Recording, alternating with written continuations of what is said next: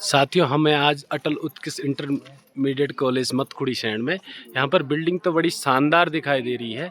और यहाँ जो पक्ष मैं आपको दिखाना चाहता हूँ, यहाँ पर जितनी महिलाएं हैं ये सब अभावक गण हैं, जिनके बच्चे यहाँ पर स्कूल अध्ययनरत हैं। और सबकी एक ही चिंता उनको खाई जा रही है। और कहीं ऐसे यहाँ से बच्चे निकल चुके हैं और उसके बाद जो अभी अध्ययनरत हैं, और ये सारे के सारे यहाँ पर इसलिए बैठे हुए हैं क्योंकि यहाँ पर शिक्षकों की तैनाती के लगातार यहाँ के वर्तमान जिला पंचायत सदस्य विक्रम सिंह गणाता जी और एसएमसी अध्यक्ष कुंवर सिंह नेगी जी और तमाम यहाँ के क्षेत्रीय जितने भी जनप्रतिनिधि लोग हैं सक्रिय, यहाँ पर जो 11 गांव हिंदाव की जो समिति का निर्माण हुआ है आदरणीय श्री सत्तर सिंह राणा जी और यहाँ पर कार्यकारी अध्यक्ष संदीप आर्य जी, क्षेत्र पंचायत सदस्य युवा पुरुषोत्तम महाराज जी और तमाम जितने क्षेत्रीय प्रतिनिधि हैं और जो क्षेत्र के लिए चिंतित रहते हैं, वो सब लोग यहाँ पर बैठे हैं।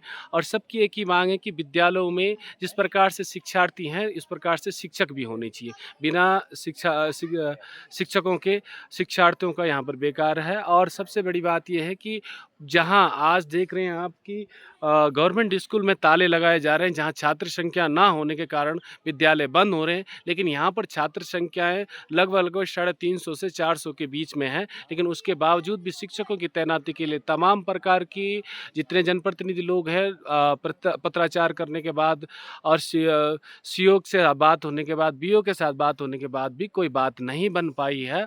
लगातार यहाँ पर संबंध करते हैं, अटैचमेंट किया जाता है 2-4 महीनों के लिए और उसके बाद खस्ता हाल यही दिखाई दे रहे हैं। और आज से यहाँ इन लोगों ने तालाबंदी कर रखी है जो मुख्य गेट है यहाँ पर, और सब लोग यहाँ पर बैठे हैं। और इनका कहना है कि हम इस पर कार्मिक धरना प्रदर्शन तब तक जारी रहेगा जब तक शिक्षकों की तैनाती नहीं होती है पदों अनुसार। और कुछ विद्यालय ऐसे भी हैं इसके सन्निकट, जो राजकीय इंटर कॉलेज कठुड़ है, राजकीय इंटर कॉलेज आपका अखोड़ी है, इन यहाँ में भी छात्र संख्या है। और राजकीय इंटर कॉलेज कठुड़ में तो कुछ पद ही सृजित नहीं है।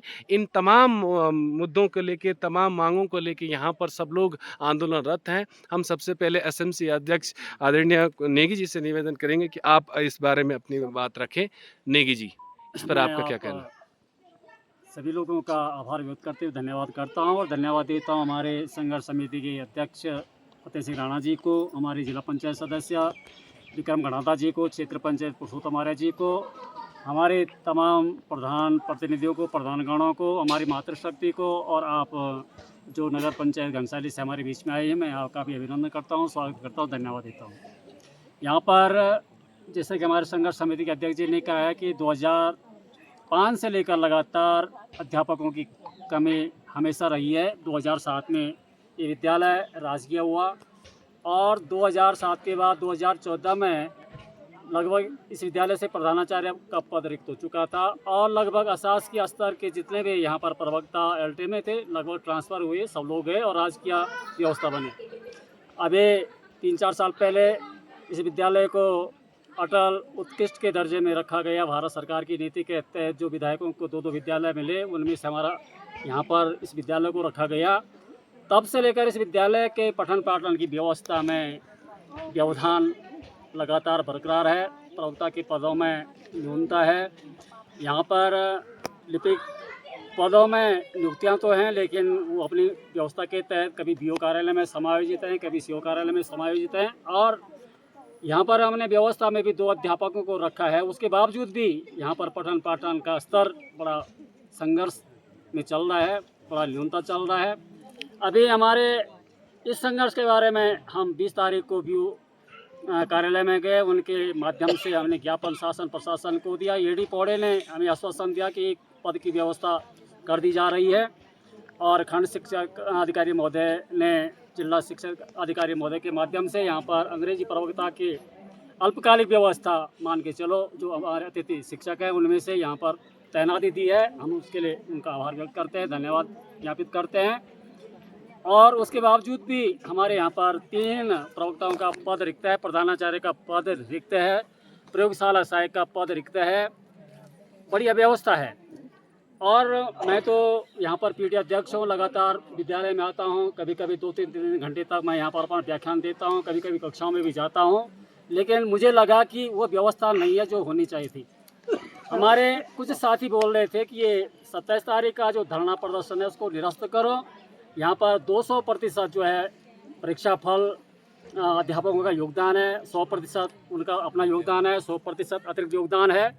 जबकि मुझे ये लगा कि वो योगदान अनावश्यक बोला गया।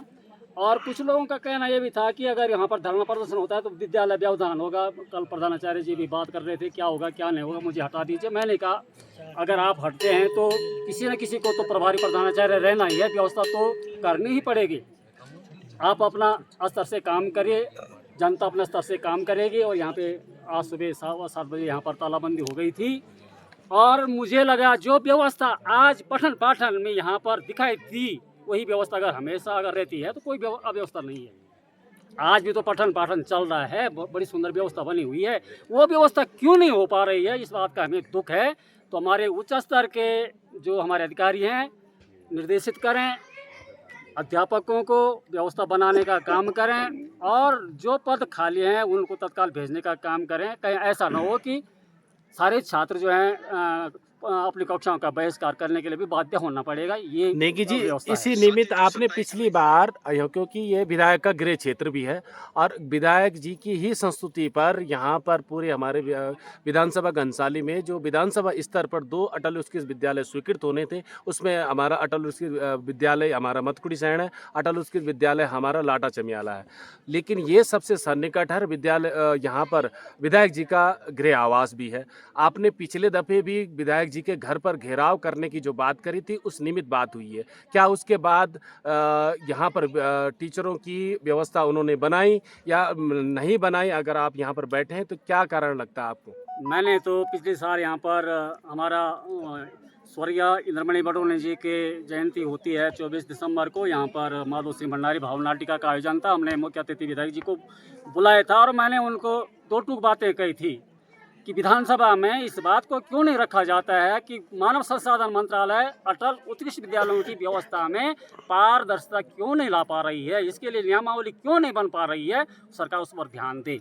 उसके बावजूद हमने जो ज्ञापन दिया तो हम भी कार्यालय में गए और मुझे तो लगा कि हमने जो ज्ञापन दिया, जो दो अध्यापकों की व्यवस्था हुई, वो हमारा जो शिष्टमंडल है उसके माध्यम से ये काम द्रुतगति से हुआ है।